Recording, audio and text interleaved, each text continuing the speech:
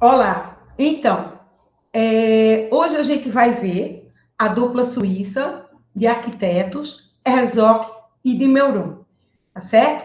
Apesar deles terem nascido na Suíça, atualmente eles estão, né, nos Estados Unidos, onde são professores visitantes da Universidade de Harvard, certo?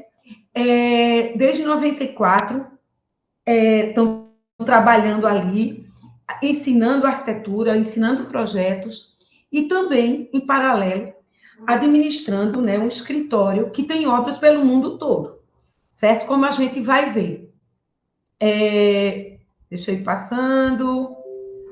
Então, eles abriram esse escritório inicialmente na cidade deles, na Basileia, na Suíça, em 78. Tá? Trabalham juntos a vida toda e ganharam também juntos o Prêmio Pritzker da Arquitetura, que, como a gente sabe, né, é a maior premiação que existe profissional. Eles produziram obras, tá? E produzem obras pelo mundo inteiro. Eu separei aqui algumas específicas ao tema da materialidade, que a gente tem discutido nessas últimas aulas, tá certo? A gente viu a questão na aula passada, de materiais, materialidade, o conceito, né? E de que forma, na contemporaneidade, nos dias de hoje, essa discussão está presente e com profissionais tão qualificados, né, que fazem parte do chamado Star System, o sistema estelar, né, da arquitetura mundial.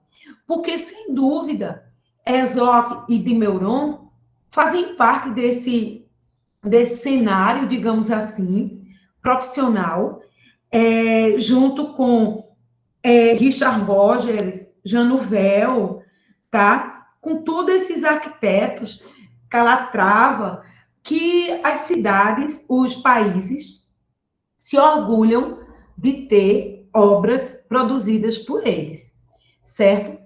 E aí, dentro dessa discussão de materialidade, um escritório que atualmente, tá certo, tem feito projetos, muitos na América do Norte, arranha-céus, tá? Com mais de 100 metros de altura, 130 metros de altura, como o que eles fizeram recentemente em Nova York, outro na Flórida, outro em Beirute, tá? A sede do BBVA em Madrid. Eles têm feito, em paralelo a essa pesquisa sobre materialidade, uma arquitetura institucional, uma arquitetura residencial de grande escala, tá certo? Mas o que eu vou enfocar aqui hoje, na minha fala com vocês, é a questão de como esse pessoal, essa dupla, tá? Trabalha em paralelo a isso, a pesquisa da materialidade, tá certo? Da questão da tectônica. E eu, mais uma vez, eu friso que é importante que a gente veja que, além disso aqui que eu vou mostrar, tem esse outro lado deles, que são arquiteturas monumentais, são arquiteturas espetaculares, conceituando assim, tá certo? Que foge até um pouco disso que eu vou mostrar aqui deles, tá certo? A gente pode dizer que aqui, essas obras, como eu vou começar mostrando a vinícola Dominus, que fica em São Francisco, na Califórnia, tá? É um diferencial, é um trabalho de projeto, pesquisa e materialidade, digamos, e tectônica, que a gente tem conceituado aqui tanto, tá certo? Essa vinícola, tá? Ela faz parte de um projeto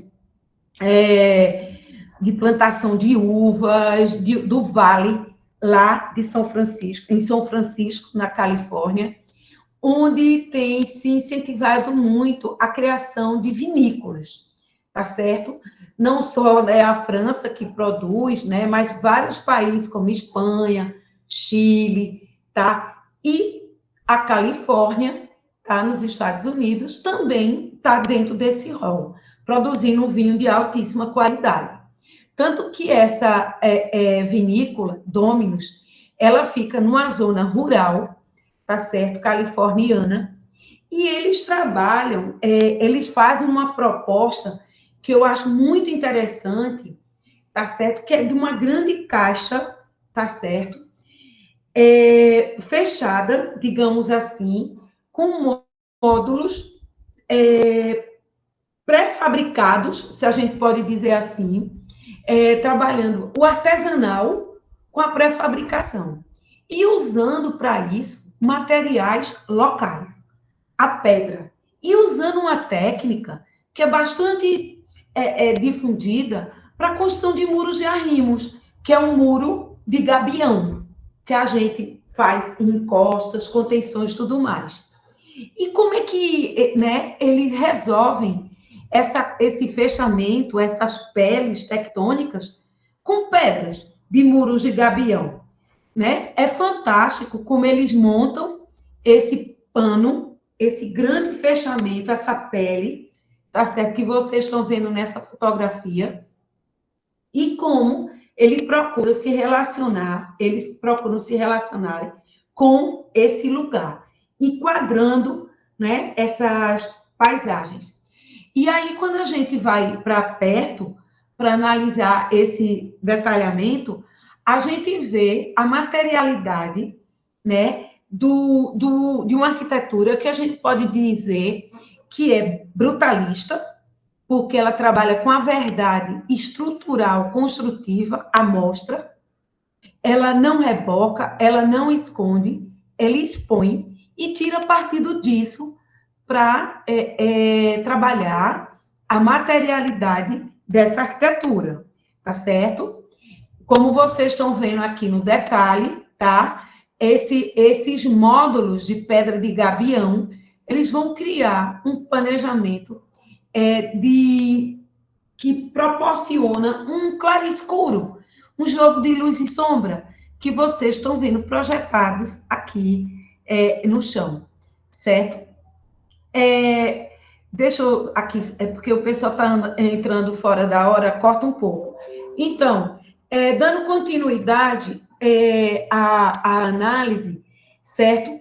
O veículo, o legítimo veículo de expressão dessa arquitetura é o uso dos materiais, né? O Fábio Miller, nosso colega, professor arquiteto no Rio Grande do Sul, na Faculdade Federal de Santa Maria, fez um texto muito bonito que está nos Vitrúvios, analisando essa obra. E ele falando da expressividade que é, né, esse edifício, através de uma criação, assim, espetacular, que é usar uma técnica tão simples, mas de uma forma tão brilhante, num lugar como o da vinícola Dominus. E aí, quando a gente vai vendo os detalhes construtivos, a gente já vai vendo a preocupação, que também eu já falei anteriormente, que trabalhar materialidade é dominar o detalhe, procurar inovar na questão das texturas, da cor, certo? E sem dúvida, o apuro, né, técnico não deixa de ser um apuro técnico e até tecnológico, que é dialogar uma pré-fabricação com artesanal, tá certo? Então, isso é legal, né, a gente vê nos arquitetos do porte do Herzog e de Meuron, com obras, como eu falei, né, espalhadas pelo mundo todo e tão significativas. E aí, quando a gente vai vendo o resultado dessa pesquisa tectônica, dessa pesquisa de materialidade, de inventar, né, de criar novas texturas, novos revestimentos, a gente vê o resultado desse volume tão puro, né, em seu exterior, com as aberturas bastante pontuais e predominando um cheio sobre o vazio. Vocês podem perguntar, mas por que o edifício assim é um cubo e com poucas aberturas? Eles abrem para as áreas que são necessárias, as zonas que são necessárias abrir. Existe uma certa racionalidade projetual em relação ao espaço projetado, tá certo? Mas quando é para abrir e para buscar a luz e para interagir na parte de escritórios, de maior permanência, os arquitetos rasgam esses panos, deixam à mostra a solução estrutural metálica que está por trás dessa pele, tá certo? E obtendo, né, espaços com a riqueza desse que a gente está constatando. Pontos de fuga, diálogo entre o exterior e o interior, essas transparências visuais que a imagem, que a fotografia nos mostra tão bem. E para isso, nesse brutalismo contemporâneo, tá certo? O cimento queimado dialoga com o vidro, que é um material mais sofisticado, mas vocês vejam um certo minimalismo, né, em termos de opção de materiais, tá certo?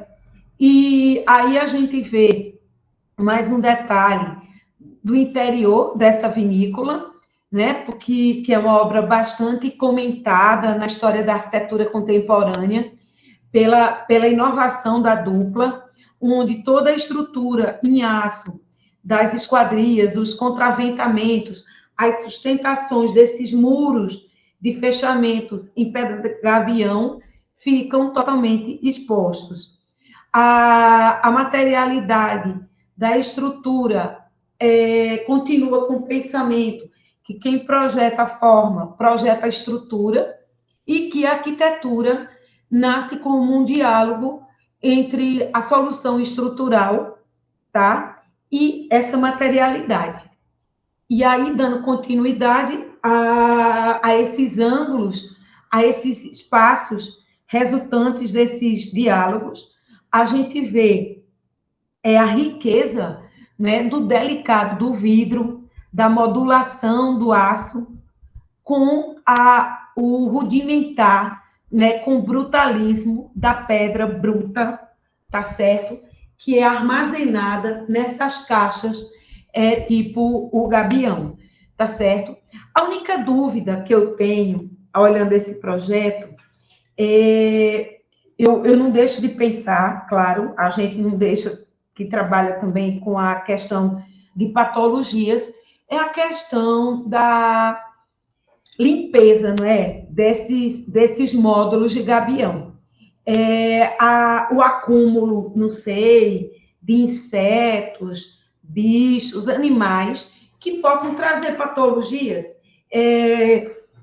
Eu acredito que eles ficam expostos em áreas que têm mais rusticidade, digamos assim, mas os ambientes de escritório, de maior permanência da vinícola, eles são fechados, né, com peles de vidro. Esse contato não fica direto. É como se fosse um jardim rupestre dentro do edifício, digamos assim, certo? Continuando, a gente vê a riqueza, né, desse detalhamento e passando as imagens. Aqui a gente vê de que forma o exterior é apreendido. Eu achei muito curiosa essa fotografia, de que forma eu estou dentro do edifício e estou vendo lá fora. Eu estou vendo através de uma trama aramada, rústica, né? Do muro de gabião, olhando a paisagem. É bastante interessante, né? Bastante instigante isso, essa solução projetual, tá? E aqui, chegando perto, para vocês entenderem melhor como é que é esse sistema tectônico e material, tá? Vocês estão vendo aí que são caixinhas de pedra armazenadas, peladas e costuradas, tá? Com esses arames, tá? Continuando, o efeito é incrível, né? Do projeto, adota um cimento queimado nesse interior, tá? Com esse fechamento das peles, trazendo esse jogo de luz e sombra, e passando essa foto é belíssima, né? Onde a gente observa o enquadramento da paisagem com esse fechamento superior, né? Dessa grande esquadria que à noite fecha com portão metálico. Eles também, de certa forma, a gente pode dizer que a dupla foi um dos precursores do aço cortem na arquitetura contemporânea. Eu me lembro do projeto da Caixa Fora de Madrid, que eles também inovaram bastante, e foi assim uma coisa bem polêmica na época, era uma intervenção na obra já existente no patrimônio edificado, e eles lançaram uma grande caixa toda em aço cortem. Quer dizer, eles estão sempre em busca desses materiais com o lugar. E aí, outras vistas do projeto da vinícola, mais um outro ângulo, passando para vocês entenderem bem essa invenção, essa criatividade. E o que eu achei bem legal, assim, é que na área externa, eles são tão detalhistas, né, que vocês vejam as calçadas, os passeios, a jardineira, né, tudo modulado, e com essas pedras, se fosse um seixo soltinho, fazendo esse agenciamento, esse passeio.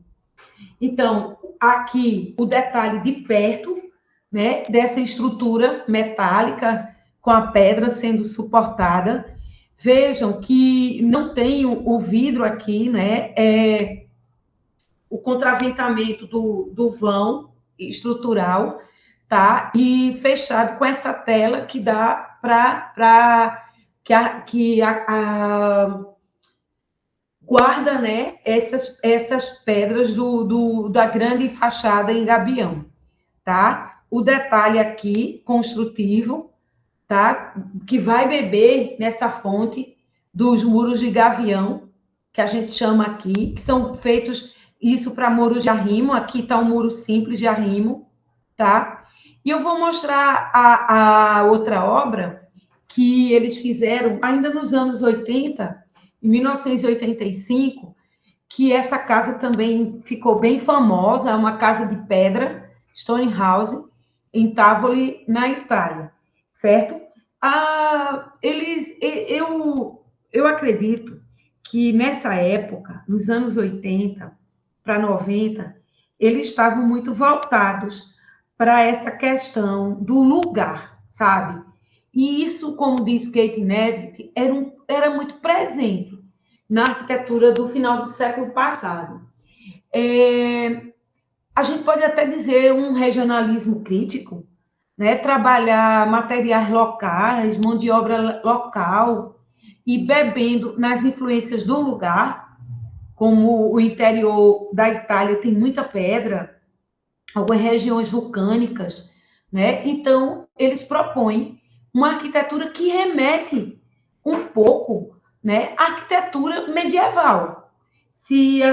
Quando a gente visita as cidadezinhas medievais europeias, francesas, italianas, me lembro de Carcassonne, na França, de Ávila, na Espanha, Toledo, né? Essas cidades são muito em pedra.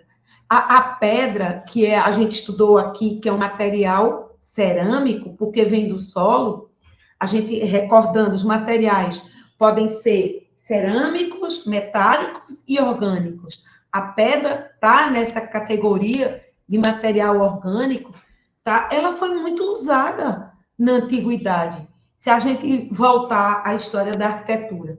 E vocês vejam que impressionante, né? Que dois arquitetos altamente contemporâneos, né? Que tem uma abertura, assim, incrível em tudo que é lugar do mundo, com projetos altamente premiados, professores de uma das melhores instituições de ensino do mundo, que é Harvard, né, projetando dessa forma. Eu acho que isso é uma lição de vida, né, para os arquitetos, jovens arquitetos, que são de regiões agrestes, são de regiões do sertão, são de regiões mais distintas, do Nordeste, do Brasil, do mundo, tá? E que não é vergonha, tá? Se projetar olhando para suas tradições, olhando para seus lugares, olhando para a sua cultura, para suas identidades. Então, essa identidade cultural que Herzog e de Meuron se apropriam, mesmo ele não sendo daqueles lugares. Mas eles falam, não, vamos fazer uma arquitetura que tem a ver com o lugar que a gente está projetando. E vocês olhando essa fotografia, se comparasse com uma cidade medieval, como eu falei há pouco, você pouco viria o que é novo, o que é antigo, não é verdade? Porque a técnica construtiva é a mesma. O que muda? A forma. A forma, a solução do detalhe, como aqui eu estou mostrando a vocês, né, que eles fazem esse mix entre o concreto e a pedra. Olha que bonito o detalhe dessas paredes. Eu acho que, assim, o arquiteto que atua em Campina Grande, em Caruaru, ou em alguma região brasileira que seja, que tenha rocha, que tenha pedra, por que não retomar essa materialidade? Não é verdade? Só que vocês vão prestar atenção ao detalhe, ao encontro das placas de concreto com essas pedras, a delicadeza do diálogo de um material com o outro. E aqui nessa sessão fotográfica, nessa montagem, eu exponho, né, um pouco desses detalhes das portas, das vigas, do algeróis e do interessante, né, jogo de volumetria dessa casa Stonehouse, tão famosa no listado de obras de Herzog e de Meuron. Eles trabalharam muito, tá, para essa empresa Ricola, ou Ricola, certo? Que é uma empresa suíça, tá? Que ela o forte dela é a fabricação de chás, certo? Chás à base de ervas, certo? Então, eles têm distribuição por toda a Europa e para o mundo inteiro, um dos mais renomados, né? Renomadas marcas de chás de qualidade, certo? E eles têm, o Herzog de Meuron, eles projetaram quase todos os edifícios para essa empresa, esse grupo. Eles projetaram, um deles é esse que eu estou mostrando para vocês, que é o centro de captação das ervas, né, que são cultivadas e outras são importadas, mas que são processadas aqui. E esse projeto eu quero que vocês fixem muito, porque vocês vejam que a materialidade dele é bege, é palha. Ele foi todo feito com uma técnica pré-fabricada, artesanal, à base de terra, mato e produtos naturais que eles encontraram, pesquisaram nessa região, tá certo? Aqui eu coloquei algumas colocações do que está nos textos que falam desse projeto, tá certo? Porque o lugar onde ele está inserido é aqui, nessa zona rural. E ele entra de uma forma bastante silenciosa, com um volume bem puro, marcado aqui nessa paisagem, baixinho, horizontal, tá certo? Que quase passa desapercebido, tá certo? E é uma fábrica, tá certo? E essa fábrica, aí na zona rural, ela se diferencia completamente dos projetos outros que eles vão fazer para a mesma empresa em outras cidades. Aqui a gente está vendo como se chega até essa fábrica, e olha como ela está inserida, né, nessa paisagem, né, nessa vegetação.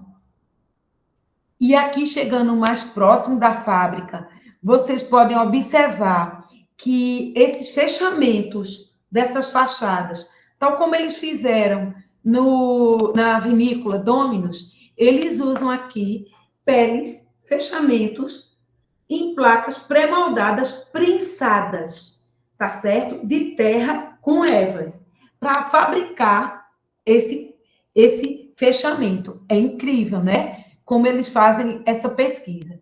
Aqui são detalhes de dentro da fábrica, né? Aqui um dos maquinários onde a Eva, que eles fabricam e produzem os chás, e observem que é tudo dentro, foi aquela parede externa, foi alisada, digamos assim, para dar uma ideia de como se fosse um cimento queimado, tanto na parede quanto no solo, tá?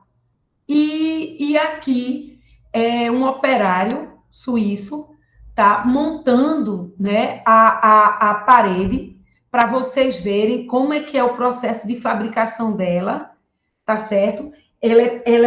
Essa terra é misturada com essas ervas, colocam elementos aglutinantes para dar a liga, e aí fazem como se fosse uma grande taipa prensada. E aí elas são moduladas e coladas uma nas outras e transportadas até a obra, como aqui vocês estão vendo, mais 2 operários levando a peça pré-fabricada. Se vocês observarem, vocês vão ver que ela tem uma textura externa meio peludinha, né? Que o matinho que está dentro dessa argamassa, digamos assim, fica à mostra, a textura. E aqui o canteiro de obras, com as placas todas pré-fabricadas, e é isso que eu chamo a atenção, a possibilidade que a gente tem de inventar, de criar materiais. Só porque a gente está no século XXI, não quer dizer que a gente vai trabalhar com somente policarbonatos, vidros, aços inoxidáveis. Não. Vocês vejam que arquitetos que têm essa possibilidade, o que eles fizeram? Eles foram atrás de soluções. Isso é que é interessante, tá? E aqui a montagem dos elementos de esquadria, de estrutura, dos panos, da obra, né? Como um grande quebra-cabeça da pré-fabricação dessa materialidade. Aqui também o canteiro de obras, eu acho bem interessante a gente ver isso, porque tem toda uma tecnologia construtiva, né? Vocês podem, isso é high-tech? É high-tech. É um high-tech que trabalha, né, dialogando com a cultura, com a identidade do lugar, certo? E vejam as gruas, os carrinhos, os operários, é tudo outro esquema, não é aquela coisa jogada, é um planejamento da obra como um todo muito acertado. E o que eu acho interessante, homens, mulheres, né, operárias, também trabalhando nessa arquitetura contemporânea, nos canteiros de obra, e manuseando esses materiais de construção. Uma colocação assim que eu faço, sabe, sentir muito, porque pelo distanciamento dos nossos cursos de arquitetura do canteiro de obra, né? Um buraco, digamos assim, um grande oco que existe, um vácuo, né, digamos, no nosso ensino, dos alunos de arquitetura não poderem estar manuseando esses materiais, alunos, alunas, tá com a mão na massa, de fato. Isso faz falta. Algumas universidades brasileiras, a Escola da Cidade, a PUC de Campinas, né, já tem uma tradição maior nesses conhecimentos e tem trabalhado o conceito de permacultura, que é a arquitetura contemporânea feita com terra, com processos criativos, como esse, por exemplo, da dupla suíça Herzog e de Meuron, tá? Aqui eu vou mostrar um outro edifício que também foi feito para o mesmo grupo, tá certo? E vocês vejam, gente, vocês podem dizer, nossa, o que esse edifício tem demais, certo? É um edifício industrial, tá? É um depósito da fábrica na cidade. Produz lá e traz o produto para cá. Mas vejam, é um galpão. Mas é um galpão que o próprio galpão, tá? A tecnologia do galpão não é um galpão normal, comum, com pórticos de concreto, telha cimentícia, como os nossos aqui no Brasil, né? A maior parte. É um galpão todo detalhado, que vocês vão ver, com painéis também desenhados pelos arquitetos, com detalhamento para esquadria, para elevação. É muito importante manter a temperatura, controlar a umidade nesses chás, por isso que em poucas aberturas, mas soluções, né, como essa desse detalhamento que vocês estão vendo na imagem, que mostra todo o rigor, né, técnico da dupla suíça.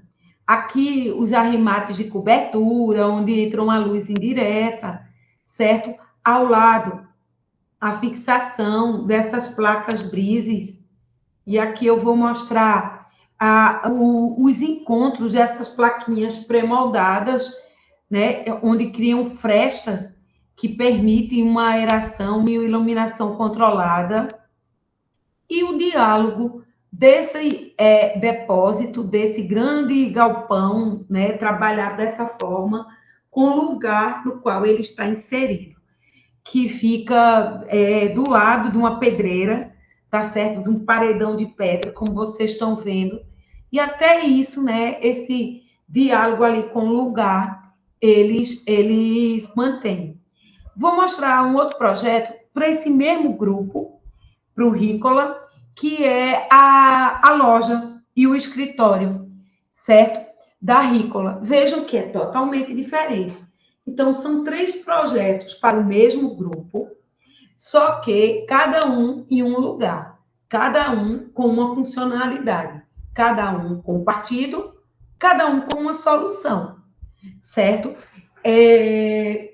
O que demonstra uma atenção grande dos arquitetos a solucionar o programa, a dialogar com a função e a buscar também respostas tectônicas para cada um desses, tá certo? Se a gente tinha um que era prensado com terra e ervas na zona rural, tem um depósito já mais afastado, que tem a questão do fechamento com placas cimentícias, a loja, eles trabalham com grandes panos de vidro, com marquise em vidro, já explorando essa materialidade do vidro. E nessa busca pela materialidade, eles desenvolvem, no começo da carreira, uma série de projetos lá, também na Basileia, como esse conjunto de apartamentos, todo fabricado em wood frame, em madeira, com estrutura em madeira maciça e panos, né, com madeiras prensadas. Aqui a gente vê o detalhe, é uma arquitetura bastante simples, esse é um dos projetos antigos dele, né? E eles onde já demonstravam essa preocupação. A dupla projetou também em Barcelona, tá certo? E muito lá em Basileia, como esse conjunto de apartamentos que eu estou mostrando aqui agora, que lembra um pouco aquele passado, que ele é todo modulado, parece aquelas antigas construções do Velho Oeste norte-americano, né? Os bangalôs, eles têm estruturas metálicas bem leves, tá certo? E as paredes são moduladas com tábuas, né, de madeira. Para evitar a umidade, eleva-se do solo, joga um tapete de brita e a construção fica toda elevada da área. O interior tem esse detalhe de texturas diferenciadas da madeira. No forro, eles trabalham com a madeira fichada, como vocês estão vendo, tá? E nas paredes, as folhas lisas dessas madeiras. Agora eu vou mostrar um projeto que é relativamente novo. Ele foi inaugurado em 2001, tem 20 anos atrás, e fica também na Suíça. Todos esses projetos aqui, com exceção da vinícola Dominus, que está em São Francisco, estão na Suíça, terra deles, né?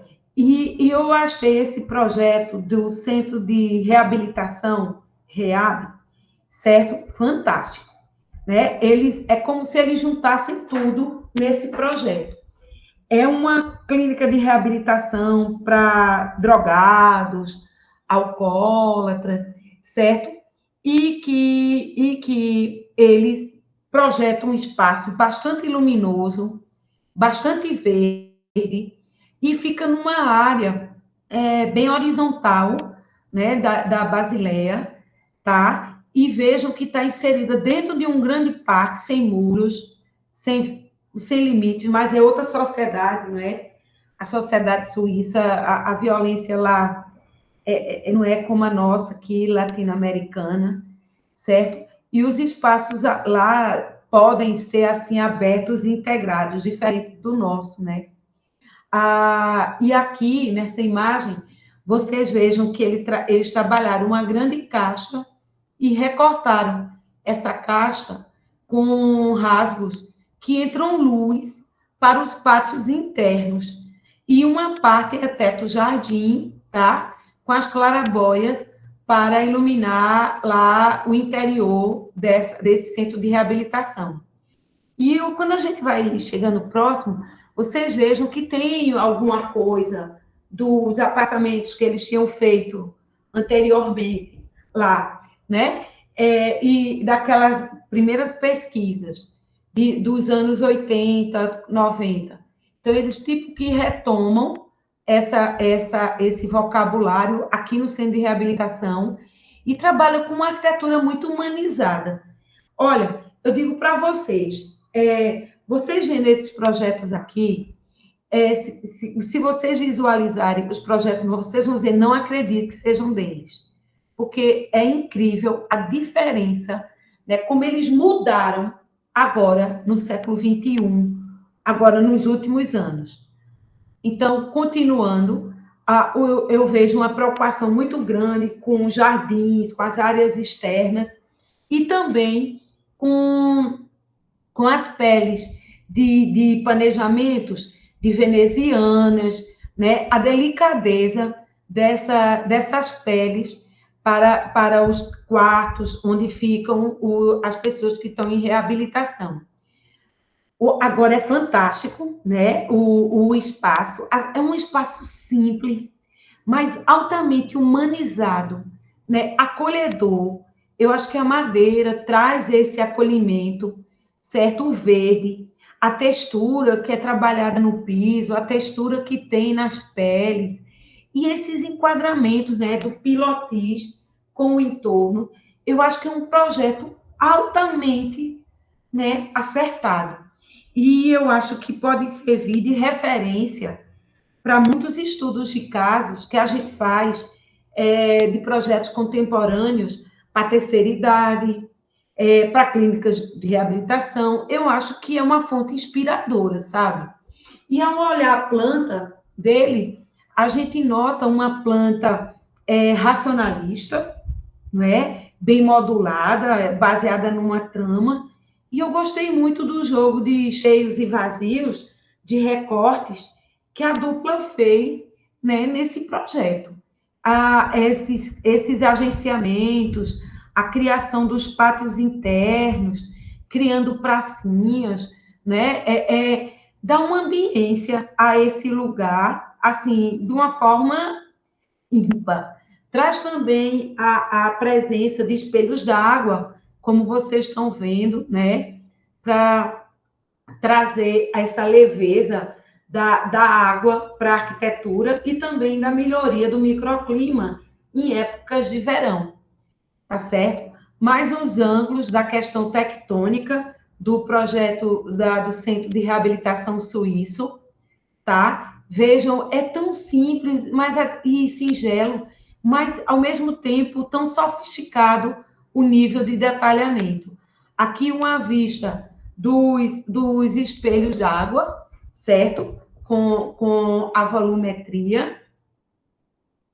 A luz que emana, né? Que entra nesses ambientes, que está presente, e quando reflete na madeira, dando essa tonicidade de amarelos, ocres, marrons, né, ao tratamento com a madeira que é trabalhada nesse projeto. Aqui, para vocês verem a delicadeza do detalhe, tá certo? Das esquadrias, do encontro com o fogo, o detalhamento do piso, o jogo de brises, como é fixado, através de bracinhos bem delicados, certo? Um ambiente que realmente é uma referência na obra de Herzog e de Meuron. Sobre essa parte da materialidade, eu finalizo com esse slide, tá certo? Onde a gente sintetiza essa pesquisa da materialidade na obra dessa dupla, desses grandes mestres contemporâneos, demonstrando que sempre você pode olhar, né, para o seu entorno, para as suas tradições, para os seus materiais, para o lugar no qual a gente vai projetar. Assim, friso que se vocês se depararem com a produção contemporânea, eu vou abrir aqui rapidinho uma imagem só para vocês visualizarem o choque que é, e vocês podem dizer, nossa, como que pode uns arquitetos terem feito o REAB e estar fazendo hoje em dia obras desse porte. Eu vou abrir aqui uma imagem que é bem contrastante, tá certo? Só para vocês terem noção do que eu estou falando em relação a projeto, tá certo? Quer dizer, por que eles projetam assim? Por que eles fizeram assim? Qual é o objetivo deles, né? Porque o que eles têm feito hoje, tá? É esse tipo de coisa que eu vou mostrar aqui, tá? Essa imagem que eu compartilho com vocês, tá? Esse prédio aqui que vocês estão vendo, essa grande torre, fica no centro de Beirute, tá certo? E Beirute, vocês sabem, né? É capital do Líbano, tá? É uma cidade que sofre muitos atentados, né? Tem sérios problemas sociais, político-religiosos, certo? E esses grandes arquitetos, esses grandes escritórios também estão produzindo muito nessas regiões. E esse prédio aqui, se eu não me engano, ele é de 2018, tá certo? E vocês vejam que é completamente, né, diferente disso tudo que a gente viu da dupla Herzog de Meuron. Nos últimos 5 anos, o escritório, eu observei, eu estava olhando o ArcDaily, certo? E baixando uma série de imagens, observando o que eles têm feito nos últimos anos, e é isso, é uma produção mais comercial, menos pesquisa, e também tem um outro projeto que eu fiquei bastante impressionada, que eu vou mostrar para vocês. Eu até postei no Instagram do grupo de pesquisa, que foi um projeto. Não, eu mostrei outro. Foi o de Hong Kong. Mas eu vou mostrar aqui um para vocês na Rússia. Vejam que loucura esse projeto. Vocês estão vendo, é uma intervenção no patrimônio edificado. Esse projeto de Herzog e de Meuron, tá certo? Fica na Rússia, em Moscou. Era uma antiga fábrica de cerveja, antiga, né, do século XVIII, tá certo? E eles construíram um grande arranha-céu, tá? Só que eles elevam, fazem como se fosse um bosque de estrutura metálica pintada de branco com verde, para liberar o patrimônio histórico e fazer uma volumetria mais diáfana na parte superior do edifício. Então, assim, eu noto que hoje eles estão pesquisando muito, assim, a questão da tecnologia, né? E as dificuldades que eles estão encontrando na cidade, nos centros. Eles têm trabalhado. Se vocês entrarem no site do escritório, vocês vão ver planos urbanísticos. É porque é uma grande empresa. É uma grande empresa. Vocês vão ver planos urbanísticos. Vocês vão ver edifícios, arranha-céus em praia, na Flórida, que você faz, nossa, isso é Zog de Meuron? É. E vocês aqui, a gente aqui do Nordeste, pode visitar em Natal, no Rio Grande do Norte, um projeto deles muito interessante, que é de uma escola que eles projetaram do lado das dunas. E eles trabalharam nesse projeto com cobogóis. Um projeto lindo, simples, delicado. Isso demonstra o quê, gente? Que os bons arquitetos, eles sabem fazer projetos em todas as escalas. Sabe dialogar com todas as dificuldades. Sabem tirar partido dos pontos que são cruciais, né, e importantes para aquele lugar. Desde projetar uma escola no Rio Grande do Norte, em Natal, nas dunas, até fazer um projeto desse em Beirute, ou até fazer a vinícola em São Francisco, na Califórnia. Isso é um mundo globalizado, onde as identidades culturais, as especificidades do lugar devem ser respeitadas. Então, é tipo assim, é o que eu deixo aqui, e que todo mundo continue lendo, vendo, pesquisando mais sobre essa dupla, se atualiza sobre a produção deles, pesquisem, porque tem muita coisa interessante e instigante. Eu noto que eles são muito criativos, a cabeça deles não para, né, eles dois ali estão sempre juntos produzindo. Isso eu acho que é uma fonte de inspiração para todos nós, e principalmente para os jovens arquitetos que estão ainda estudando e que vão ter aí décadas pela frente. Então, aprender com esses mestres, tá joia? Eu vou interromper a gravação e as perguntas vão ficar internas.